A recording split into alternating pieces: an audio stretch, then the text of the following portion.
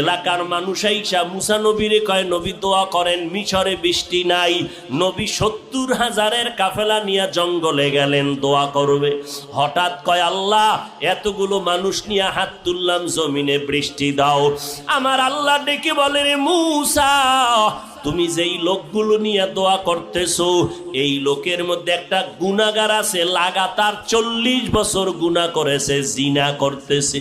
ওই বান্দাটারে যদি উঠাইয়া না দাও আমি তোমাদের দোয়া কবুল করিয়া বৃষ্টি দিব না।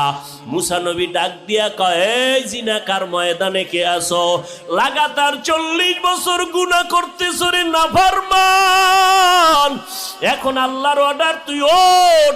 তুই যদি উঠিয়া না যাও তোর কারণে আমাদের মোনাজাত কবুল হবে না। জিনাকারের ভয় ঢুকিয়া গেল, এখন যদি আমি উঠিয়া যাই তো মানুষ বলবে আমি জিনাকার। যদি